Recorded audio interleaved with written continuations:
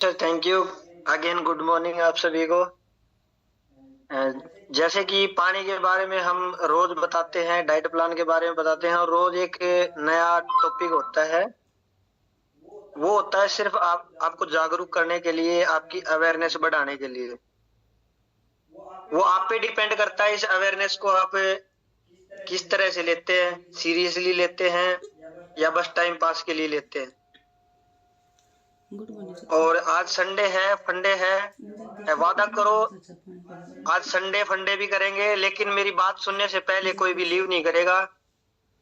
मैं आज आपको पानी पिलाऊंगा और बंद मुंह से कभी पानी नहीं पिया जाता, इसलिए अपने दरवाजे ओपन करें। मैं अपनी पानी के बारे में जो आपको डिटेल से बताना चाहता हूँ वो थोड़ा सा सुनेंगे। आप लोगों ने सबने सुना होगा कि जल ही जीवन है। जिसको प्यास होती है वही कुआं खोदता है। जल की महिमा उसने जानी जिसने तृष्णा सही है, जिसने प्यास सही है या प्यास की कमी झेली है। और पानी का महत्व जब समझ में आता है जब कुआं सूख जाता है। और हमें भी तभी पता चलता है जब हमारे सारे अंदरूनी अंग सिकुड़ जाते हैं पानी की कमी की वजह से। जितने भी डिजीज आते हैं, जितनी भी समस्याएं आती हैं, पानी की कमी की वजह से। मुझे ज्यादा संस्कृत तो नहीं आती क्योंकि मैं ज्यादा पढ़ा लिखा नहीं हूँ, फिर भी थोड़ा सा एक दो श्लोक के माध्यम से आपको लोगों को बताना चाहूंगा। उष्णम पिबेलम जलम नित्यम आरोग्यम तेन लम्यते। हमेशा गुनगुना पानी पीने से स्वास्थ्य लाभ मिलता है। प्रातः काले जलम पित्वा रोगाण हंति दिने दिने। सुबह खाली पेट पानी पीने से धीरे धीरे रोगों को नष्ट करता है। और भोजनांतन वारी विषम प्रोक्तम ऋषि ऋषि भी भोजन के बाद जल पीना या तुरंत बाद जल पीना ऋषियों के अनुसार विष के समान है। जलम जीवन से आधार है। पानी जीवन का आधार है। ये बातें आप लोगों ने बहुत सुनी होंगी, लेकिन पालन कितना करते हैं आप लोगों को ही पता है। जो जो पालन करता है अच्छी बात है, क्लैपिंग करेंगे अपने लिए एक बार। और जो नहीं करते वो शुरुआत कर दीजिए। आज थोड़ा सा ही बताऊंगा। मेरी बात खत्म होने के बाद जिसको भी जो चुटकुले सुनाने हैं, गीत सुनाने हैं, भजन सुनाने हैं, वो सुनाए। किसे कितना पानी पीना चाहिए, सवाल नंबर 1 ये क्लियर होगा। पानी कैसे पीना चाहिए ये क्लियर होगा। कितना पानी किस रास्ते से बाहर निकलता है ये भी जानना जरूरी है। कि पानी का जो शरीर में हरण होता है या कमी होती है वो किस कारण होती है। कितने टीडीएस का पानी पीना चाहिए, कितना पानी पीना चाहिए और कितने टीडीएस का नहीं पीना चाहिए। पानी पाचन में कितना समय लगाता है और पाचन को बाधित करने वाले जो कारक हैं शरीर में वो कौन कौन से हैं। खड़े होकर पानी पीने के नुकसान और हमें प्यास कैसे लगती है। हमारे शरीर में पानी की मात्रा घटने से नुकसान क्या होता है। क्या ये सवाल क्लियर करना चाहोगे आप पहले ही लीव होना चाहोगे। मैं सोच रहा हूँ, समझ रहा हूँ कि आप ये सारे सवाल क्लियर करना चाहोगे आज। वीडियो ऑन करें। सबसे पहले तो थोड़ा थोड़ा बताऊंगा, नहीं तो समय लंबा निकल जाएगा। पाचन तंत्र पर असर पड़ता है खड़ा होकर पानी पीने से। बोलते ना पानी तो पता है हमें पानी पीने का। जैसे हम खड़े होकर पानी पीते हैं ना, तेजी से पानी गले से होते हुए पेट में जाता है और जिससे अचानक से जब हमें कोई अचानक से आके पीछे से बोलता ना, ऐसे हम शॉक्ड हो जाते हैं ना। तो अचानक से खड़े होकर गट पानी पिएंगे तो हमारे पेट को पता नहीं है, एकदम से उस पे दबाव बढ़ेगा और पेट में हमेशा पाचन होता है। तो अचानक से जो पाचन प्रक्रिया बाधित होगी जिससे गैस, ऐंठन, अपच की समस्या या एसिड रिफ्लेक्स जैसी या गैस्ट्रिक समस्या हो सकती है। किडनी पर प्रभाव, किडनी फिल्टर करती है ना पानी को। अचानक से पानी पिएंगे तो अचानक दबाव बढ़ेगा और जो एक प्रोसेस है पानी को फिल्टर करने का किडनी का, अचानक से पानी जाएगा तो उस प्रोसेस के द्वारा पूरा वो प्रोसेस नहीं हो पाएगा, जिससे किडनी फिल्टर करने की जो प्रक्रिया है जितने भी खनिज लवण है, जितने भी हार्ड मेटल है, उनको निकालने का जो प्रोसेस है वो प्रॉपर नहीं हो पाएगा।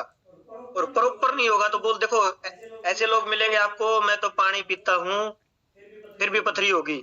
हमारे जैसे बोलते हैं कि पानी पिया करो पथरी नहीं होगी। तो जो पीछे का जो समय बीता है उसमें जो खराब तरीके से पानी पिया है, जल्दी जल्दी पानी पिया, पानी तो पिया है लेकिन पानी पीने का तरीका नहीं पता, और जिससे फिल्ट्रेशन की जो प्रक्रिया है पानी की वो किडनी में प्रॉपर नहीं हो पाई, जिससे किडनी स्टोन या यूरिक एसिड होने की समस्या हमारे शरीर में बढ़ जाती है।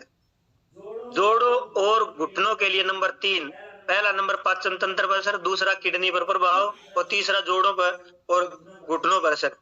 जब खड़े होकर पानी पिएंगे ना तो शरीर में है ना जल का जो बैलेंस होता है, जो संतुलन होता है, थोड़ा सा आगे समझेंगे इसको ये कैसे होता है, ये बिगड़ जाता है, जिससे जोड़ों की समस्या होती है।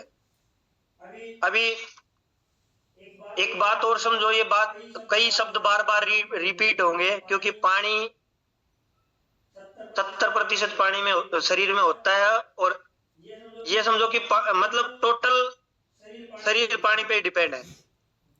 फिर बात आती है नर्वस सिस्टम पर असर। अगर खड़े होकर पानी पिएंगे, जल्दी जल्दी पानी पिएंगे, तो हमारा जो पैरासिम्पैथेटिक सिस्टम है ना, जो प्रणाली है, वो ठीक से सक्रिय नहीं हो पाएगी, सिग्नल नहीं मिल पाएंगे, और शरीर आराम की स्थिति में होता है। उस टाइम हम गट गट गट गट गट गट पानी पी लेते हैं, जिससे नर्वस सिस्टम को जो प्रक्रिया उसकी वो बाधित होती है, उसको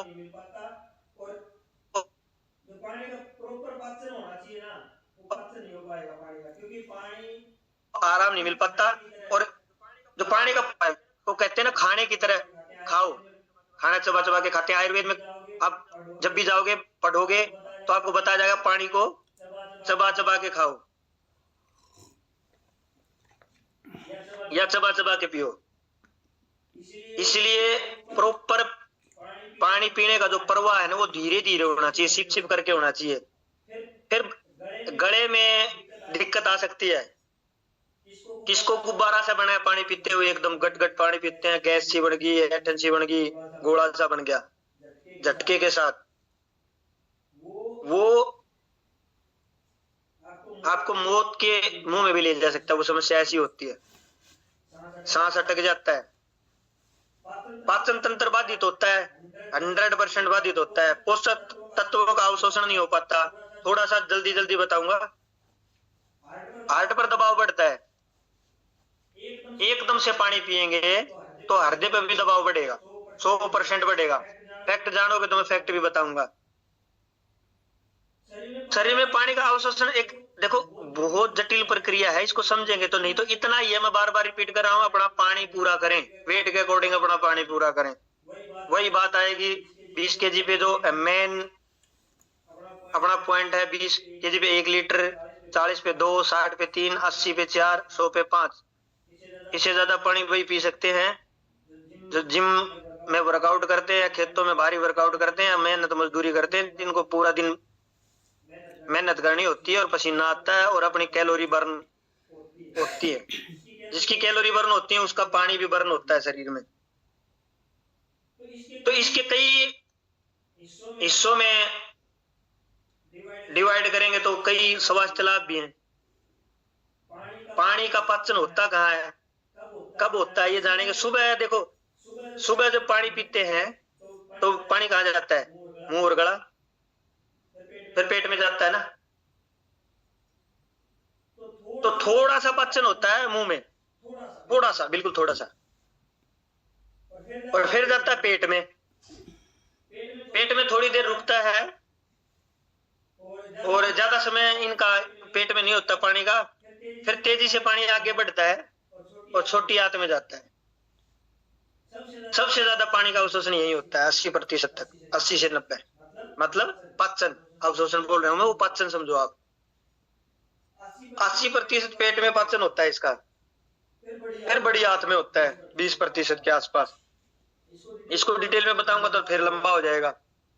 कैसे होता है देखो, एक ओस्मोसिस, ये कुछ ऐसी बातें हैं जो आप पहली बार सुन रहे हो, लेकिन ध्यान से सुनो।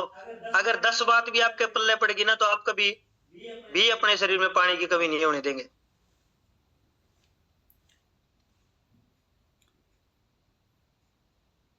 एक बार दरवाजे खोल ले और जो लेटता है वो बैठ जाए। रिक्वेस्ट है आप लोगों से, मैं भी 4 बजे आके सोया हूँ, लेकिन 4 दिन से सोच रहा था मैं एक दिन सेशन लूंगा। आज मेरी इच्छा पूरी हो रही है, तो थैंक यू संजय सर का और डीके सर का। देखो, ये ओस्मोसिस प्रक्रिया समझना बहुत जरूरी है। पानी का अवशोषण हमेशा जो अपने आंतों की दीवारें है ना, उनमें एक महीन झिल्ली होती है, उसके द्वारा इसका अवशोषण होता है। यहाँ ओस्मोसिस में एक छोटी झिल्ली जो है वो पानी के कुछ जो शरीर के लिए जरूरी हिस्सा होता है ना, उसको तो शरीर में जाने देती है, बाकी को रोक देती है।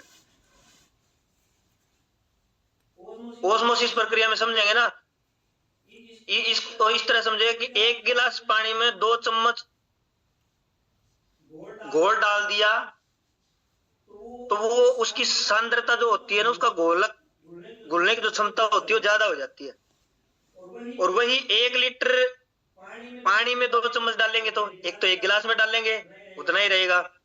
फिर वही चीज 2 लीटर में डालेंगे तो वो उस कई टुकड़ों में नहीं बट जाएगी, उसका महत्व थोड़ा नहीं हो जाएगा। तो पानी भी कम सांद्रता से अधिक सांद्रता की तरफ जाता है। ये पानी के पाचन की जो प्रोसेस है ये है।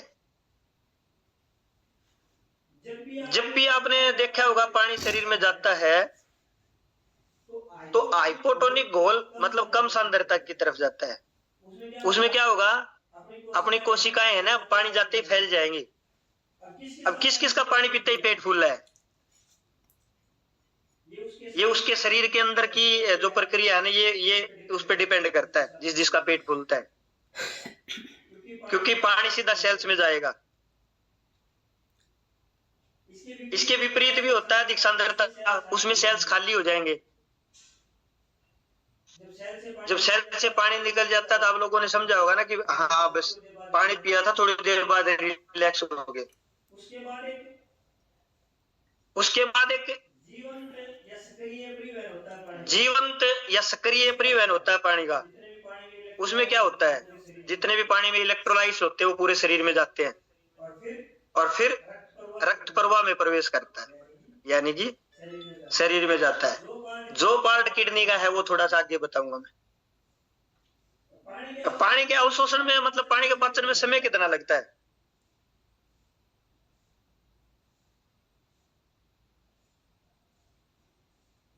बताइए, है किसी को पता?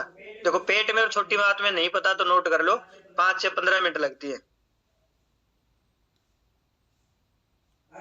अगर भोजन के साथ पानी पिएंगे तो फिर उसको वही 60 मिनट का टाइम हो जाएगा, 1 घंटे का। इसीलिए बोलते हैं पानी के साथ, भोजन के साथ पानी नहीं पीना चाहिए। फिर डिपेंड करता आप ठंडा पी रहे हैं या गर्म पी रहे हैं। ठंडे पानी का भी पाचन लेट होता है और व्यायाम के बाद भी पानी मतलब सिप सिप करके थोड़ा पिएंगे तो सही है, अन्यथा हानिकारक है। फिर बात आती है जाता कहाँ है पानी, कहाँ जाता है। सेल्स के अंदर कुल पानी का 2/3 भाग है, यानी कि 70% का टोटल 70% हमारे शरीर में पानी होता है, उसका 46% पानी होता है हमारे सेल्स के अंदर। ये आगे थोड़ा सा ये भी बताऊंगा कि सेल्स के बाहर और सेल्स के अंदर पानी का क्या महत्व है, वो समझना जरूरी है। सिर्फ पानी पीना जरूरी नहीं है। और कोशिका के बाहर 1/3 भाग होता है जो कि 23% होता है। अब इन चीजों को समझने के लिए आपको समझना पड़ेगा अंतर कोशीय द्रव, यानी कि इंट्रासेलुलर फ्लूइड और लसिका वाला जो पार्ट है या एक्स्ट्रा सेलुलर पार्ट है, वो समझना पड़ेगा। देखो, पानी सेल्स के अंदर भी होता है और पानी का ही महत्व है। हमारे अंग जो हैं वो शरीर में चिपक नहीं पाते, आपस में चिपक नहीं पाते। पानी ही वो चीज है जो एक फ्लूइड बनाती है, जो अपने अंगों को चिपकने नहीं देती। उस फ्लूइड का क्या महत्व है वो भी जानना जरूरी है। अब पानी को हमारे शरीर में पचने से रोकता कौन कौन है? देखो, ये तो सबको पता है, पानी बहुत जरूरी है, शरीर को हाइड्रेट रखता है। इसका पाचन धीरे धीरे होगा उतना ही सही है। हमारे शरीर में जो अपनी जो माता बहने आशा वर्कर हैं उन्होंने कभी बताया होगा या उनके वहां बैनर लगे होंगे निर्जलीकरण की समस्या की, वो दस्त वाले ओआरएस वाले घोल बेचते थे पहले। वो डिहाइड्रेशन को रोकने के लिए तो वो करते थे कि दस्त वगैरह लग जाते थे तो वो घोल पिलाओ। देखो पानी आपकी स्वास्थ्य स्थिति पर भी निर्भर करता है कि आपका स्वास्थ्य कैसा है। अब इसके अवशोषण को बाधित करते हैं। दस्त लग गए, पाचन बाधित, कब्ज होगी पाचन बाधित, डायरिया हो गया पाचन बाधित। फिर इसके पानी के अंदर क्या क्या है, वो जो टीडीएस वाला पार्ट आएगा ना, आरओ वाला, वो उसमें बताऊंगा। इसके अंदर पानी के अंदर घुलने वाली चीज क्या क्या है, सोडियम कितना है इसमें, पोटेशियम कितना है इसमें, मैग्नीशियम कितना, इसकी अत्यधिक मात्रा भी इसके अवशोषण को रोकती है। कईयों का वही बात आ गई, पानी पीते ही पेट फूलता है ना, थोड़ा सा आगे थोड़ा सा समझाऊंगा तो आप समझोगे। और उम्र के हिसाब से और शरीर की एनर्जी शक्ति या पावर के हिसाब से भी पानी पचने में बाधा हो सकती है। ज्यादा उम्र वालों को, बड़े उम्र वालों को पानी का पाचन कम होता है। अब ये समझो पानी का आनंद कहाँ से होता है, सबको पता है, पेशाब करते हैं और सबसे ज्यादा पानी पेशाब से ही निकलता है। 60 से 70% पेशाब से बाहर जाता है, 2 से 3% पसीने से जाता है। कुल मिला के पानी का सबसे ज्यादा आनंद जैसे कि 70% शरीर में होता है तो पेशाब से और पसीने से ही होता है। और भी है, डिटेल में बताएंगे तो वो आंसू है, नींद की वजह से है, सांसों में भाप की वजह से है, वर्कआउट की वजह से है। वो डिटेल में जाएंगे तो लंबा हो जाएगा, मेरा टॉपिक पूरा नहीं होएगा। अब बात आती है जो किडनी वाली जो बात आई, ये चीज समझनी जरूरी है। किडनी एक आरओ और किडनी को बराबर मान के चलो। जिसने भी डॉक्टरी करना चाहे अपने आरओ के फिल्टर काट के देख लेना। किडनी में लाखों नेफ्रॉन होते हैं छोटे छोटे, उनसे मिलके एक छलनी सी बनती है। लाखों नहीं, करोड़ों खरबों बोलूंगा मैं। और उनमें से 0.00001 इतने माइक्रोन में जाएंगे तो इतने महीन पानी को वो छानती है। तो कितने हार्ड मेटल को वो रोकती है हमारे शरीर में जाने से। और किस प्रकार का हम भोजन खाते हैं जो हमारे खून में मिलता है और किडनी उसको फिल्टर नहीं कर पाती, वो शरीर में स्टॉक हो जाता है। और स्टॉक जहां होगा, सिर में हुआ तो सिर दर्द, गले में हुआ तो गला दर्द, छाती में छाती दर्द, जोड़ों में हुआ तो जोड़ दर्द। ये चीज आप समझ सकते हो। इसमें 2 तरह की ग्लैंड काम करते हैं, एक्राइन ग्लैंड्स और एपोक्रीन ग्लैंड्स। इनका दोनों का अलग अलग काम है। एक्राइन ग्लैंड होती है लगभग शरीर के सभी हिस्सों में होती है। और ये क्या करती है, त्वचा के नीचे पसीना छोड़ने का काम करती है। और नमक और पानी का मिश्रण उत्पन्न करती है शरीर में।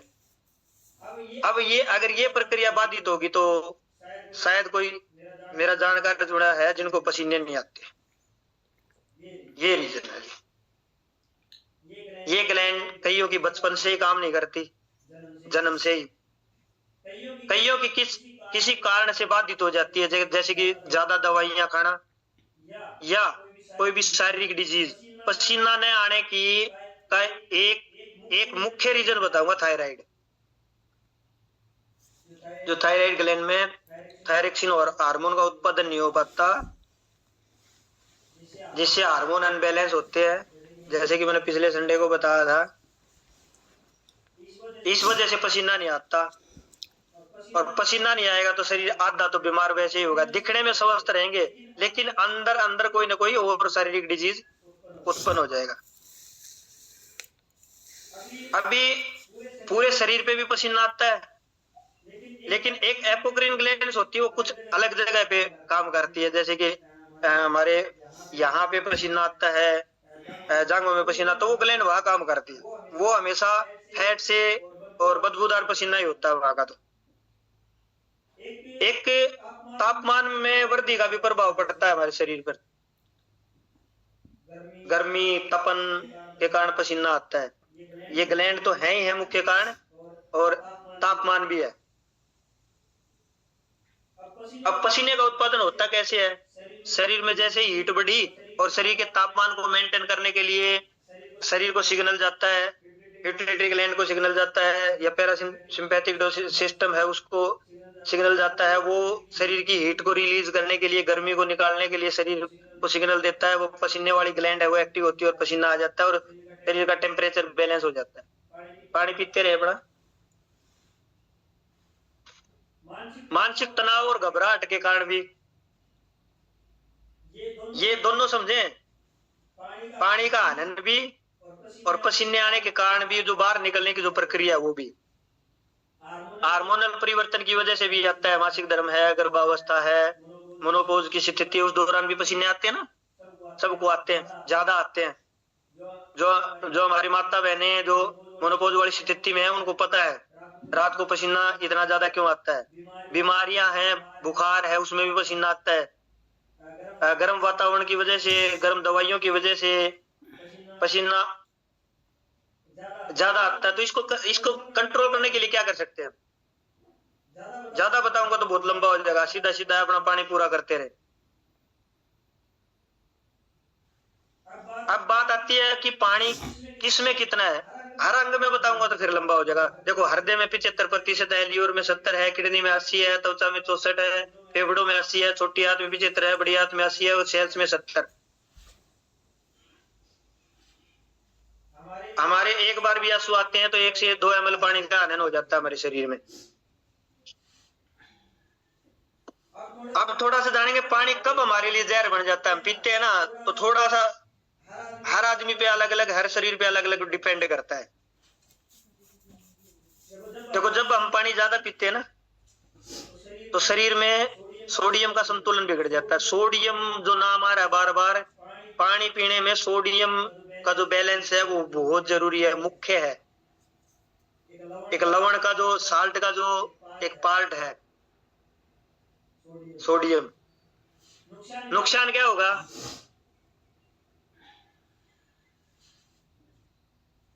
खून में सोडियम की मात्रा कम हो जाएगी,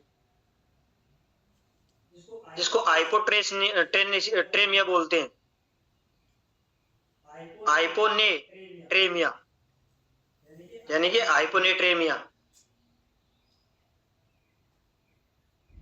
ब्रेन में स्वेलिंग, इसी वजह से ज्यादा पानी पीने से सूजन आ जाएगी। ज्यादा पानी पिएंगे तो, ज्यादा, हद से ज्यादा। और किडनी पर तो प्रभाव पड़ेगा ही पड़ेगा, लोड बढ़ेगा। फिर ठंडा पानी पिएंगे तो सारी ब्लड वेसल्स, खून का परिसंचरण बाधित होगा। इसलिए गुनगुना पानी पीना बताया जाता है हमारे सेशन में। गले में समस्या होगी, ये पहले बताया मैंने। खाने के तुरंत बाद पानी पीना भी, देखो दो लॉजिक होगी। एक तो पाचन को बाधित करेगा खाने के तुरंत बाद पानी पिएंगे तो। अभी आप समझो, इसमें पाचक रस है 10 ml इतने पानी में। ये पानी को समझो अपना भोजन। अगर इसको पूरा भर देंगे तो जो पाचक रस है उनकी जो काम करने की क्षमता है वो इतने के लिए होगी, तो उनकी वैल्यू डाउन नहीं होगी। उनकी वैल्यू डाउन होगी तो फिर पाचन लेट होगा, या जिस प्रक्रिया से होना चाहिए ना उस प्रक्रिया से नहीं होगा। दूषित पानी पिएंगे तो भी जहर बन जाएगा। बोलते हैं ना RO 50 से 300 TDS का पानी अच्छा होता है और उबला हुआ पानी अच्छा होता है, गर्म पानी अच्छा होता है। प्लास्टिक की बोतलों में रखा हुआ पानी हमें नहीं पता, हमारे घर तक आई, फ्रिज में रख के आई, वो ठीक है, लेकिन उससे पहले कितने दिन वो धूप में रही, जिससे उसका BPA है वो नुकसानदायक होता है, उसमें मिल जाता है। माइक्रो प्लास्टिक जो होती है, देखो प्लास्टिक को बनाने के लिए 4200 के आसपास केमिकल यूज करे जाते हैं। 4200 बोल रहा हूं मैं, 4200। जब वो धूप में रहेगा, गर्मी में रहेगा, जिस टेम्परेचर में रहेगा, वो अंग्रेजी कम आती है मेरे को, वो किसी भी बॉक्स को बोलते हैं ना, स्टोर इन ए कोल्ड, इस तरह की कोई लाइन लिखी होती है ना, कोल्ड वातावरण में रखें इसको, ठंडे वातावरण में रखें। वो BPA न मिले उसके अंदर, जो हानिकारक प्लास्टिक है उसके अंदर ना मिले, इसलिए उनके ऊपर लिखा जाता है। और प्लास्टिक जितना अपने शरीर में जाएगा उतने ही सबसे बड़ी समस्या होगी हार्मोन अनबैलेंस की।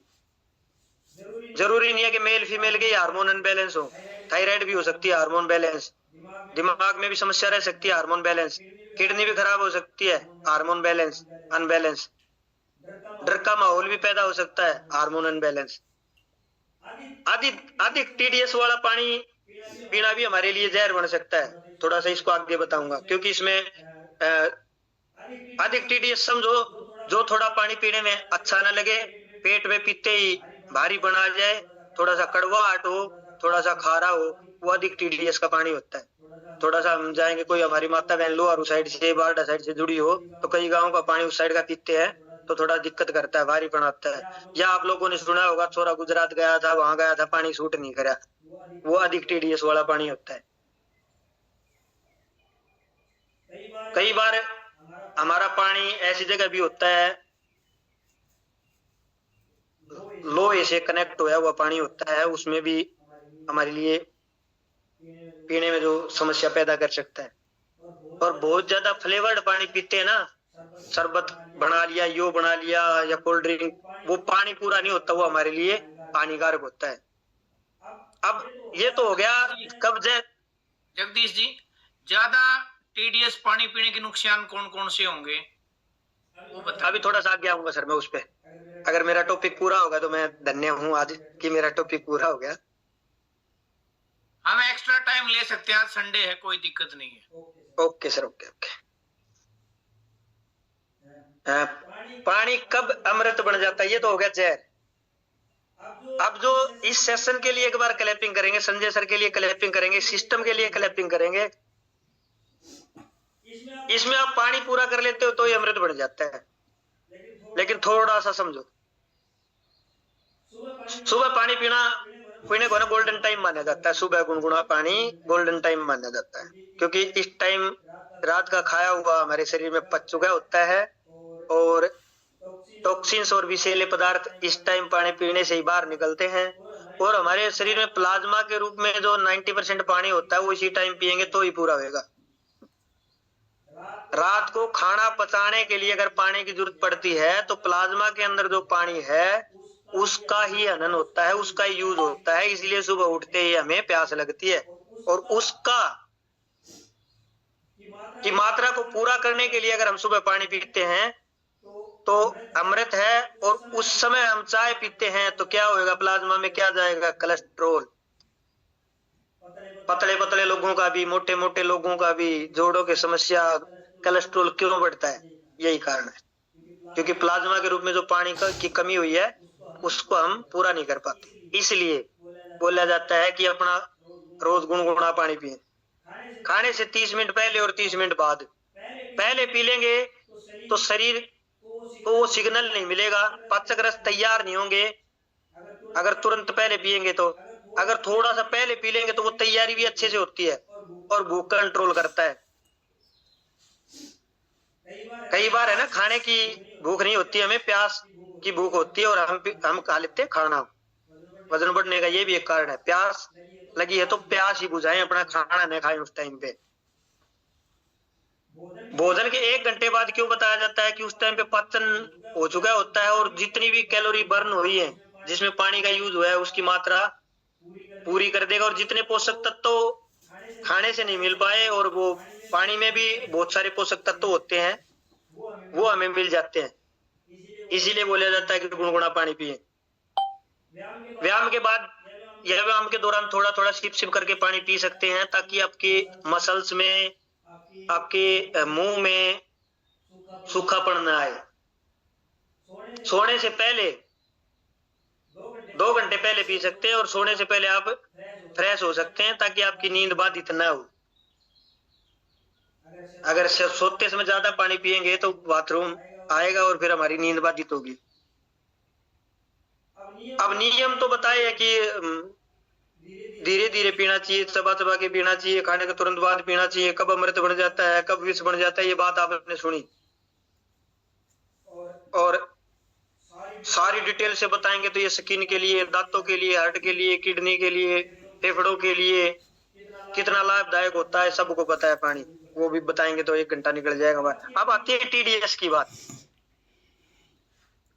देखो टीडीएस क्या है, टोटल डिजोल्व जो सॉलिड होते हैं कि पानी में जो घुलने वाले जो तत्व होते हैं, पानी में जो घुले हुए तत्व होते हैं, उसमें खनिज पदार्थ भी हैं, लवण भी हैं और बहुत सारे तत्व हैं उसमें। अभी थोड़ा सा बताऊंगा आगे। टीडीएस का महत्व एक अलग ही है। जगदीश जी, टीडीएस की फुल फॉर्म बताएं एक बार। टोटल डिजोल्व्ड सॉलिड, पानी में घुलने वाले जो पदार्थ होते हैं ना, उनकी मात्रा कितनी होनी चाहिए। अब इसमें होता क्या क्या है, देखो कैल्शियम पानी में होता है जो हड्डियों के लिए जरूरी है, मैग्नीशियम मसल के लिए जरूरी है, पोटेशियम दिल के लिए जरूरी है, सोडियम जिनको इलेक्ट्रोलाइट्स बोलते हैं, ये तो फायदे पहुंचाने वाले तत्व हैं, शरीर को फायदे पहुंचाने वाले तत्व। अब इसी में नुकसान पहुंचाने वाले तत्व भी हैं। आर्सेनिक, लेड, नाइट्रेट, फ्लोराइड और बैक्टीरिया और वायरस होते हैं, वो अलग चीज है। देखो आर्सेनिक कैंसर और त्वचा रोग के लिए सबसे बड़ा कारक होता है, इसलिए आरओ का जो एक अपने पास ऑप्शन आया था वो इसीलिए आया था। और लेड शीशा वो दिमाग और कैंसर के, इसकी किडनी के लिए। नाइट्रेट पेट में समस्या पैदा करता है। फ्लोराइड हड्डियों और दांतों को नुकसान पहुंचाता है। अब आरओ को समझो आप। आरओ की फुल फॉर्म है रिवर्स ऑस्मोसिस। इसमें पानी को ना प्रेशर से, आरओ में प्रेशर से एक मोटर सी बोल रहे हो, मेम्ब्रेन बोलते क्या बोलते हैं उसको, मोटर उसको हाई प्रेशर से फिल्टर में पानी डालती है और दूसरी साइड से पानी निकलता है। उस दौरान क्या होता है, किडनी जिस तरह फिल्टर करती है उस फिल्टर में भी ऐसे ही होता है। दबाव से पानी बाहर आएगा तो जो हार्ड मेटल हैं वो अलग हो जाएंगे, यानी कि आरओ में डालने से पहले आपने पानी देखा कैसा था, आरओ में डाला बाहर निकला फिर कैसा आया, उससे जो हार्ड मेटल था, जो हार्ड चीजें थी, जो पाचन में हार्ड होती हैं, जो नुकसानदायक होती है, वो बाहर निकल गई। अभी एक थोड़ा सा इस सिस्टम के बारे में थोड़ा सा इस तरह समझेंगे। देखो एक पानी दो जगह पानी को रख दिया इस तरह, इसमें भी इसमें भी, इनके बीच में एक झिल्ली है। अब इसमें है नमक ज्यादा, सोडियम ज्यादा इसमें, और इसमें कुछ नहीं, ये नॉर्मल पानी है। बीच में एक झिल्ली, अगर इसको नॉर्मल प्रक्रिया में रख देंगे ना तो जो मीठा पानी है ना वो अपने आप इस झिल्ली के अंदर से ज्यादा नमक की साइड में जाएगा। ये पानी के पाचन का प्रोसेस है। ऐसे रख दिया, झिल्ली आ गई। सेम शरीर की प्रक्रिया बता रहा हूँ, थोड़ा सा उदाहरण के लिए बार बता रहा हूँ। और जब ये इसमें जितना नमक है उतना ही इसमें आ गया, पानी का संतुलन सोडियम का बराबर हो गया, ये प्रक्रिया ऑटोमेटिक रुक जाएगी। सोडियम का संतुलन होते ही शरीर में ये प्रक्रिया पूरे शरीर में अपने आप रुक जाएगी। लेकिन एक प्रक्रिया और भी है, दबाव द्वारा जो प्रक्रिया करते जो आरओ में होती है, शरीर में नेचुरली होती है और आरओ में जबरदस्ती करवाई जाती है प्रक्रिया। अब टीडीएस को पीपीएम में मापते हैं, पार्ट पर मिलियन, कि 1 लीटर पानी में कितने अपने सोडियम, मैग्नीशियम, मैग्नीज जो अलग अलग जो खनिज लवण है वो होने चाहिए। अब 0 से 50 जो टीडीएस का पानी है ना शुद्ध माना जाता है, वो लैब टेस्ट के लिए यूज करा जाता है, बैक्टीरियो में यूज करा जाता है। 50 से 150 एक्सीलेंट, मतलब इसको तो पीने में अच्छा माना जाता है, मिनरल वाटर की श्रेणी में आता है। 150 से 300 अच्छा, अपने नॉर्मल 150 से 300 ही होता है। लेकिन WHO ने स्वीकार करा है कि 500 टीडीएस तक का पानी आप 300 से 500 तक का पी सकते हैं। 500 से 900 वाला खतरनाक होता है, जो कड़वा खारा पानी होता है, जो किडनी के लिए नुकसानदायक होता है। इसको आप उबाल के पी सकते हैं।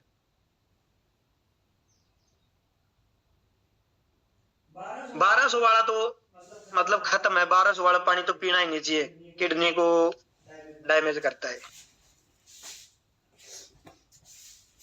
अब ज्यादा टीडीएस वाले पानी की बात है तो कितने नुकसान पूछोगे, जितनी भी समस्याएं आती है ना शरीर में, कोई ऐसी समस्या नहीं है जो ज्यादा टीडीएस के पानी पीने से नहीं आती हो, एक भी समस्या नहीं है सर।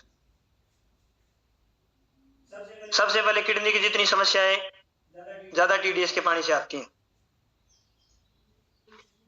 और किडनी में अगर समस्या आ गई तो फिर फेफड़ों की समस्या भी बढ़ेगी, हार्ट की भी बढ़ेगी, लीवर की भी बढ़ेगी, क्योंकि हार्ट का, लीवर का, किडनी का और फेफड़ों का एक कनेक्शन है। इनमें जो ब्लड सर्कुलेशन होता है ना, वो एक ऐसे सिस्टम के तहत होता है। हार्ट से किडनी में आया, फिर किडनी ने फिल्टर कर दिया खून को, फिर वापिस हार्ट में चला गया, लंग्स में चला गया, लीवर में चला गया, ये प्रक्रिया चलती रहती है। अब बात आती है जो लिक्विड, जो फ्लूइड वाली मैंने बात करी थी, इसको इस तरह समझेंगे कि दो पार्ट में समझेंगे। एक तो इंट्रासेलुलर फ्लूइड होता है, यानी कि सेल्स के अंदर, और एक एक्स्ट्रा सेलुलर फ्लूइड होता है, यानी कि सेल्स के बाहर।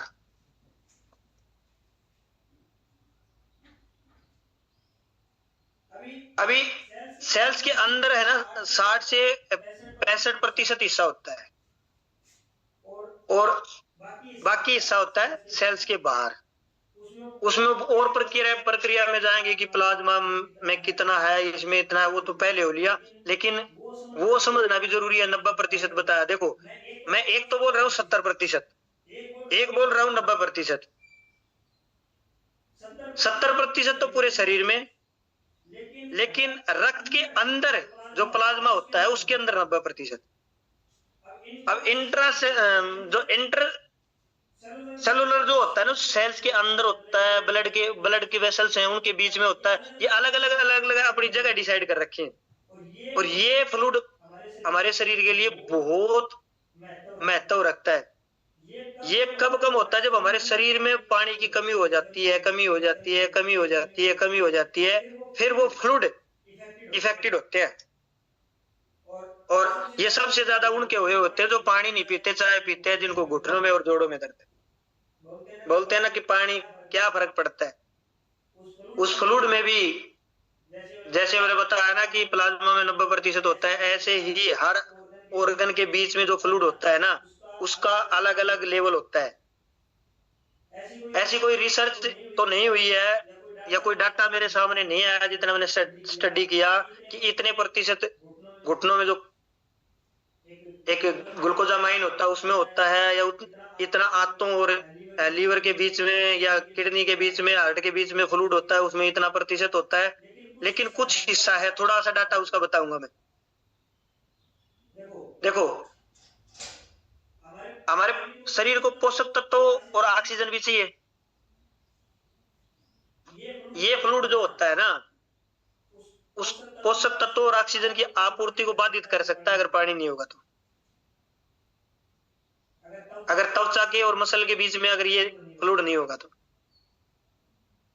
जो हमारे शरीर से वेस्ट उत्पाद निकलते हैं ना, वो नहीं निकल पाएंगे अगर ये फ्लूइड नहीं होगा तो। अभी आप समझो, इसको इतना ही समझ लो, जब किसी भी गलत वातावरण में जाते हैं, हमारे गले में या अपना कोई भी फसल निकाल रहे हैं, उस टाइम पे धूल जम जाती है गले में और नाक में। अंदर के फ्लूइड का तो मैं तो छोड़ दो, वो तो कितनी अपार संभावना है उसकी बीमारी होने की। अब जब यहाँ से शुरुआत होती है और खंगारा करते हैं, वो काला काला निकलता है, नाक में पपड़ी बन जाती है, नाक में भी गंज जम जाता है, वो फ्लूइड यहाँ से भी शुरुआत होती है म्यूकस के रूप में।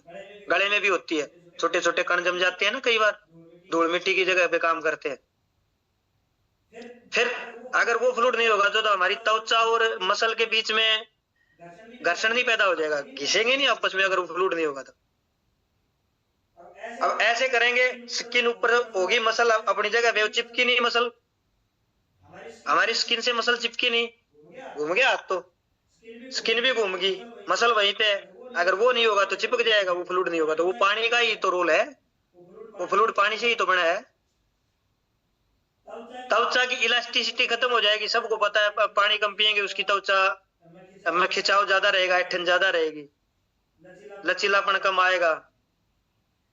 फिर जो अपने ब्लड प्रेशर वाली जो समस्या होती है, रोग प्रतिरोधक क्षमता जो होती है, वो उसी की पानी की कमी से तो वो होती है। रोग प्रतिरोधक क्षमता जो कम होती है, संक्रमण से लड़ने की जो क्षमता कम होती है। इफेक्ट पानी एक अकेला है, लेकिन इफेक्ट पता नहीं कहाँ का डलता है उसका। और फिर जो धीरे धीरे हमारे जो अंग है, जो ऑर्गन है, उनकी तो हर एक की प्रक्रिया बाधित होती है। अब सर डिटेल में जाऊंगा तो लंबा हो जाएगा, इतना नहीं नॉलेज में भी, दिमाग में भी नहीं आएगा। मैं प्लाज्मा वाले पार्ट पे जाऊंगा तो सारे आरबीसी, डब्ल्यूबीसी, प्लेटलेट बतानी पड़ेंगे मेरे को।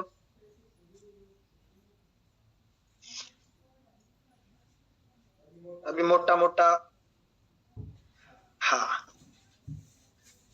एक एक्स्ट्रा सेलुलर फ्लूइड जो असंतुलित होगा ना, उससे एक समस्या होती है, हाइपोवोलेमिया।